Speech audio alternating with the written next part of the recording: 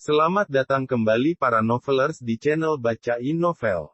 Kali ini Mimin akan lanjutin kembali bacain alur cerita novel, Fernando Menantu Kaya Raya, sambungan dari video sebelumnya. Tapi sebelum itu, jangan lupa bagi yang belum subscribe tolong di-subscribe, agar Mimin makin semangat upload alur cerita novelnya. Dan jangan lupa juga, aktifkan tombol loncengnya agar kalian tidak ketinggalan update terbaru dari channel ini. Selamat menikmati alur ceritanya. Bab 254. Uang 20 miliar itu ditransfer di kartu bank Fernando yang lain.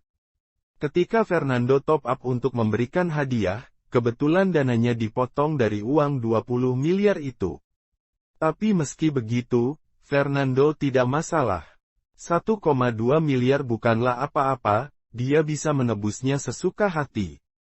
Mendengar ini, suara Sofia di telepon berubah marah. Pak Fernando, mengapa Anda tidak memberitahu saya mengenai uang 20 miliar itu? Aku akan merekam video dan menunjukkannya. Fernando sedikit malu, maaf, lupakan saja. Baiklah, karena Anda melakukan pelanggaran pertama kali, saya tidak akan memberi perhitungan dengan Anda. Jika selanjutnya terjadi pelanggaran, tim kami memiliki hak untuk mengambil kembali uang 20 miliar milikmu. Ucap Sofia, sekarang katakan padaku di mana kamu menggunakan uang itu. Memberikan hadiah untuk pembawa acara. Berapa banyak yang Anda habiskan? 1,2 miliar. 1,2 miliar. Nada suara Sofia tiba-tiba naik, Pak Fernando, Anda sangat kaya. Menghabiskan uang sebesar 1,2 miliar hanya untuk hadiah. Jangan mengambil uang milik program kami. Lupakan, berdasarkan peraturan, Anda bisa menghabiskan uang 20 miliar itu sesuka hati, selama Anda tidak melanggar hukum. Sofia menghela nafas dan berkata lagi, Pak Fernando, sekarang tolong Anda kirimkan, bukti top up dan foto layar hadiah dan saya akan membuatkan video yang terlewatkan. Saya sudah tahu judulnya, orang tidak kaya mendapatkan uang 20 miliar, hal pertama yang dia lakukan adalah memberikan hadiah kepada pembawa acara idamannya, untuk memenangkan hatinya. Fernando tak berdaya, foto top up dan foto layar hadiah telah dikirim ke Sofia. Setelah menerimanya, Sofia berkata, Pak Fernando apakah Anda punya rencana untuk hari ini? Saya khawatir Anda telah membuat kesalahan dengan menggunakan uang 20 miliar dan lupa tidak memberitahu saya lagi.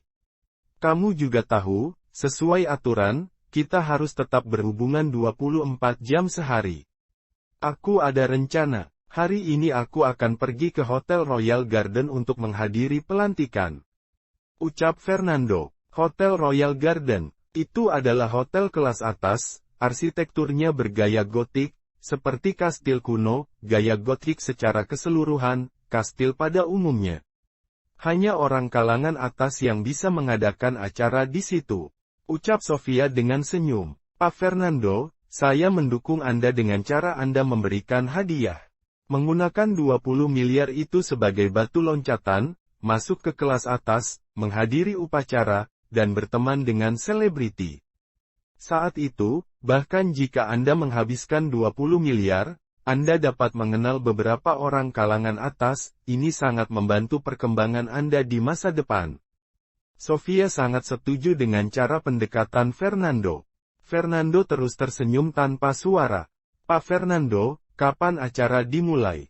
Saya akan pergi ke Hotel Royal Garden sekarang. Saya akan mengantar Anda masuk ke acara untuk berkenalan dengan orang kalangan atas dan para selebritis.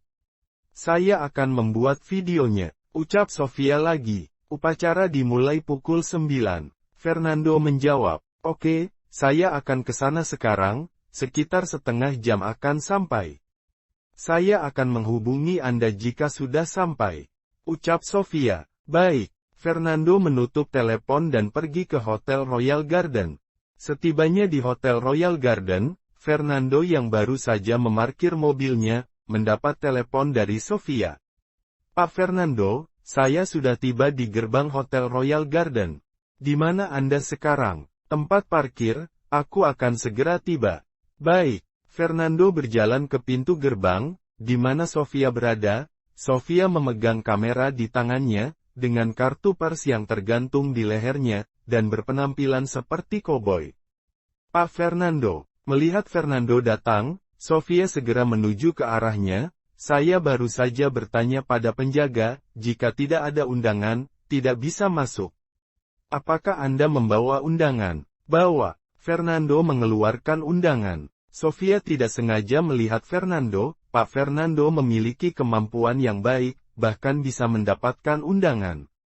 Saya dengar tuan rumah acara ini adalah keluarga Haddad di Lautan Timur. Anda bisa mendapatkan undangan keluarga Haddad. Prosesnya tentu sangat sulit, mengandalkan banyak hubungan dengan beberapa pihak terkait. Iya, Fernando tersenyum. Hanya ada satu undangan, Pak Fernando, silahkan Anda masuk, saya menunggu di luar karena tidak bisa masuk. Sofia mengingatkan lagi, ini adalah acara untuk kalangan atas. Meskipun Anda mengatakan memiliki uang 20 miliar, tapi itu termasuk biasa, ini adalah acara kelas atas, Anda pasti tidak terbiasa, saya sarankan Anda untuk bersikap jujur, jangan membuat orang lain melihat ini sebagai lelucon.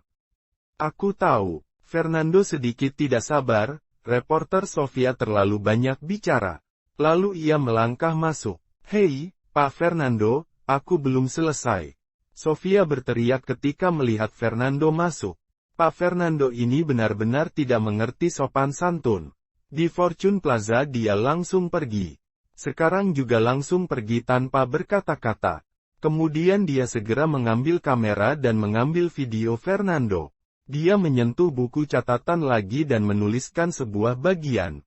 Orang tidak kaya, Fernando, mendapatkan uang 20 miliar mencoba masuk ke acara kelas atas.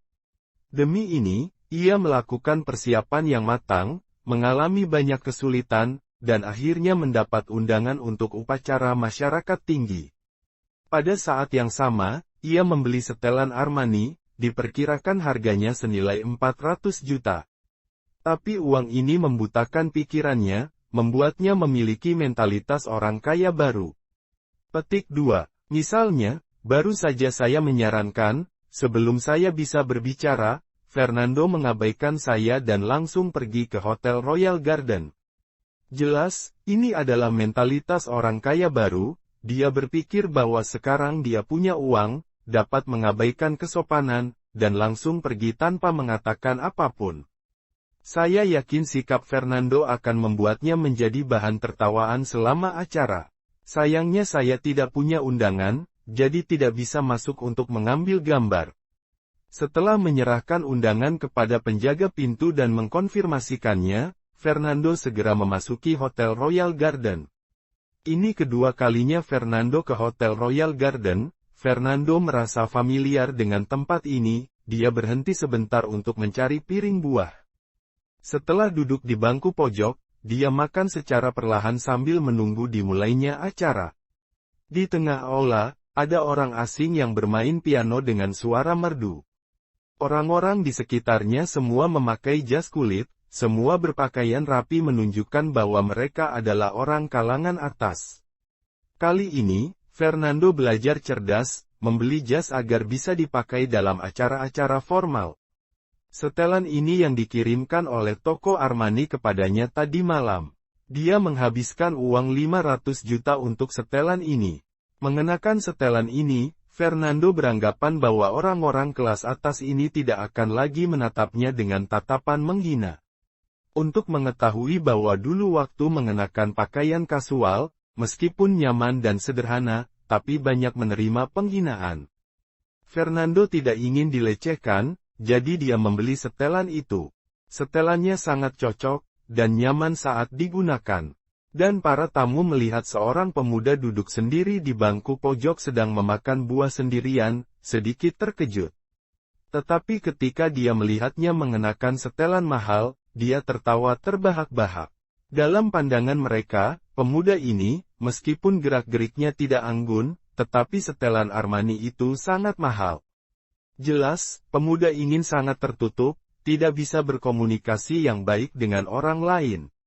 Untungnya, di mata mereka, tidak ada penghinaan sedikit pun. Bab 255. Setelah beberapa menit, seorang pemuda melangkah masuk dari luar.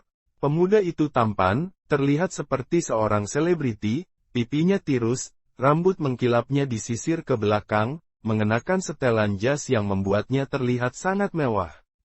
Pak Makbul, lama tidak berjumpa. Melihat pemuda tersebut, beberapa orang langsung menyapanya dengan wajah penuh dengan sukacita. Pemuda ini adalah Makbul Zahir. Keluarga Zahir adalah keluarga terbesar kedua di kota Lautan Timur. Tentu saja semua orang menghormatinya. Saat bersenda gurau dengan beberapa orang, Makbul juga menunjukkan senyumnya. Dia tampak terbiasa dengan acara kelas atas ini. Uang dan kekuasaan dapat membantumu berbincang dengan semua orang di berbagai jabatan. Tak lama kemudian, seorang pemuda lain masuk. Pemuda ini sangat tinggi, tingginya sekitar 1,8 meter, rambut dicat kuning, terlihat sangat modis. Dia adalah Hamdin Wahidi. Diikuti seorang wanita di sampingnya dengan tubuh tinggi semampai, wajahnya sangat sempurna. Fernando juga mengenal orang ini, dia adalah Komariah Zubir. Dua orang itu saling bergandengan, sangat mesra. Saat Hamdin datang, semua orang ingin berbicara dengannya. Seperti Makbul, Hamdin juga sangat pandai bersosialisasi, dia tersenyum dan berbicara dengan orang-orang. Ketika ditanya siapa yang berada di sebelah Hamdin, Hamdin berkata, "Ini adalah pacarku, Komariah." Komariah tersenyum dan mengangguk kepada orang-orang dengan sangat anggun. Pacar Pak Hamdin sangat cantik. Pria yang bertalenta dengan wanita yang cantik, pasangan yang serasi. Semua orang terkagum-kagum. Mendengar ini, Komariah sedikit terkejut, dia tidak bisa menyembunyikan kebahagiaan di matanya. Apakah ini acara kelas atas? Dia, Komariah, setelah tak henti-hentinya berusaha, akhirnya dia bisa menginjakkan kakinya di tempat ini. Fernando meneliti dengan sedikit tersenyum, 4 keluarga besar ini, keluarga Zahid dan keluarga Wahidi telah datang, berikutnya adalah keluarga Sambari. Fernando penasaran dengan keluarga sederhana ini. Saat berikutnya, tak, suara sepatu hak tinggi terdengar menggema. Seorang gadis dengan gaun malam melangkah masuk. Gadis ini tingginya sekitar 1,6 meter, matanya besar, dua pipinya tembem dengan senyum di sudut bibirnya yang membuat lesung pipinya terlihat. Nona Yunita, lama tidak berjumpa denganmu, Nona Sambari masih sangat cantik. Nona Yunita, perusahaan kami, baru-baru ini menuju ke barang-barang mewah, semoga bisa bekerja sama dengan keluarga Sambari. Kerumunan itu langsung menyambutnya. Gadis ini, dia adalah Yunita Sambari. Dia benar-benar anggota keluarga Sambari. Fernando tidak menyangka hal ini terjadi secara kebetulan, dia tidak menyangka telah membantu salah satu anggota keluarga Sambari untuk menegakkan kebenaran. Saat ini Yunita tersenyum saat berbicara dengan orang-orang. Anak-anak dari keluarga besar ini telah dididik untuk datang ke tempat sosial semacam ini. Mengesampingkan moralitas anak-anak kaya ini sangat jauh levelnya dengan orang-orang biasa. Jadi, Haddad, Zahir, Wahidi, dan Sambari, telah lengkap, Fernando berpikir dalam pikirannya. Tak lama kemudian, ada teriakan dari kerumunan. Nona Cicilia datang. Seperhatikan kata-katamu, Nona Cicilia sekarang adalah ketua keluarga Haddad, harus memanggil ketua. Benar, dengan memanggil Nona Cicilia itu tidak sopan. Iya, dia sekarang adalah kepala keluarga Haddad, keluarga urutan pertama di Lautan Timur. Ketua keluarga Haddad sebelumnya adalah Ketua Sambudi, dia mengatur keluarga Haddad dengan baik, kenapa posisinya dialihkan pada Anda? Seseorang di bawah bertanya. Mendengar ini, semua orang melihat Cicilia melihat dengan rasa ingin tahu mereka. Ayah saya sedang sakit, jadi dia memberikan posisi ini kepada saya. Dia sudah pensiun dan tidak berurusan dengan keluarga Haddad lagi, Cicilia tersenyum menjelaskan. Ketua Sambudi kesehatannya selalu baik, bagaimana bisa dia tiba-tiba sakit? Yah, aku tidak mengerti, ini adalah urusan keluarga Haddad. Kenapa kamu terlalu banyak ikut campur? Satu dinasti, satu punggawa, yang kami khawatirkan sekarang adalah arah masa depan dan kebijakan keluarga Haddad. Ya, jika keluarga Haddad menindas keluarga kecil, itu sangat menyulitkan. Ini demi kepentingan terbaik kami. Kerumunan berbisik. Cicilia tertawa. Pada awal masa jabatan, saya juga berharap bahwa semua kekuatan keluarga akan menjaga keluarga Haddad. Di waktu yang sama, perkembangan keluarga Haddad didasari oleh perkembangan kerjasama. Jika ada kepentingan, negosiasi akan menjadi fokus utama. Jika benar, saya tidak akan menggunakan kekuatan untuk menekan orang lain. Cicilia mengatakan banyak kata, pernyataan ini untuk menunjukkan arah masa depan perkembangan keluarga Haddad, tetapi juga untuk menenangkan keluarga kecil lainnya. Menghindarkan mereka karena ketua Haddad baru yang menjabat, ada perlawanan terhadap suasana hati dan sebagainya. Setelah mendengarkan pidato Cicilia, suasana seluruh ruangan tiba-tiba menjadi tenang, mereka meramalkan bahwa ketua baru, seharusnya tidak mengganggu keluarga kecil dan menggertak mereka dengan kelemahan sebagai andalannya. Baiklah, semua orang silahkan menyantap hidangan makan malam yang telah disiapkan keluarga Haddad di meja. Cicilia berkata lagi. Di satu sisi aula, makanan sudah disiapkan di atas meja, diisi dengan berbagai warna dan aroma makanan. Kerumunan besar, berjalan menuju meja. Fernando juga berjalan menuju meja, mencari tempat duduk untuk makan. Pertama dia mengisi perut, setelahnya dia akan memikirkannya lagi. Setelah selesai makan, Fernando berjalan mengambil gelas yang tidak jauh dari mejanya. Makbul, Hamdin, dan Yunita duduk di meja yang sama. Keempat anak keluarga ini duduk di sebuah meja. Pak Hamdin, lama tidak berjumpa. Fernando berjalan ke Hamdin dan tersenyum. Dia memutuskan untuk memperbaiki hubungannya dengan Hamdin. Dia dan Hamdin sebelumnya memiliki perselisihan dan Hamdin yang merasa dirugikan. Fernando mengira, Hamdin sering mencari masalah dan sepantasnya mendapatkan ganjarannya. Tetapi untuk mencapai kerjasama logistik dengan keluarga Wahidi, Fernando tidak keberatan mengambil langkah mundur dan meminta maaf kepada Hamdin. Saat ini Hamdin sedang makan, dan anak-anak keluarga lainnya sedang berbincang. Hamdin mendengar suara di belakangnya. Dia menoleh ke belakang, tiba-tiba wajahnya pucat dan berkeringat karena ketakutan. Dia berseru, Fernando. Dia masih ingat apa yang terjadi di Hotel Broto. Fernando memukulnya kepalanya dan memaksanya berlutut. Setelah beberapa malam, Hamdin mengalami mimpi buruk, memimpikannya bertemu dengan Fernando. Saat terbangun badannya gemetar penuh dengan keringat. Fernando ini, menurutnya seperti iblis yang selalu membuatnya bermimpi buruk. Hamdin benar-benar tidak menyangka akan bertemu dengan Fernando. Kamu, apa yang kamu lakukan? Hamdin menekan rasa takut di dalam hatinya, tetapi kakinya masih tidak bisa berhenti gemetar. Kau tidak ingin memukulku di sini kan? Aku beritahu kamu Fernando, di sini ada keamanan di sini. Ini bukan tempat untuk melampiaskan amarahmu. Bab 256. Fernando menyipitkan mata, dia tidak menyangka Hamdin begitu takut padanya. Di sisi lain, Komariah melihat Fernando, wajahnya juga menunjukkan perubahan, ada ketakutan di matanya, dan seluruh tubuhnya gemetar. Dia juga ditendang Fernando di Hotel Broto. Fernando ini, membuangnya dengan keras dan sangat kasar. Tidak peduli dia pria atau wanita, dia tetap main tangan. Bagaimana mungkin dia tidak takut? Pak Hamdin, jangan takut, aku tidak punya niat buruk terhadapmu. Fernando menenangkan Hamdin, dan di meja yang sama, Makbul dan Yunita menatapnya. Fernando, Makbul mengerutkan kening, matanya menahan marah.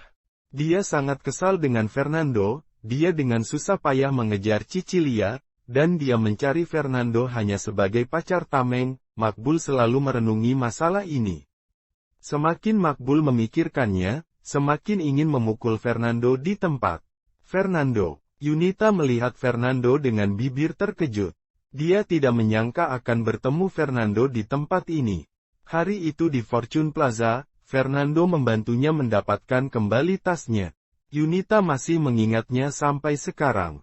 Setelah kembali ke rumah, Yunita juga menggunakan beberapa relasi untuk menemukan Fernando, tetapi tidak berhasil.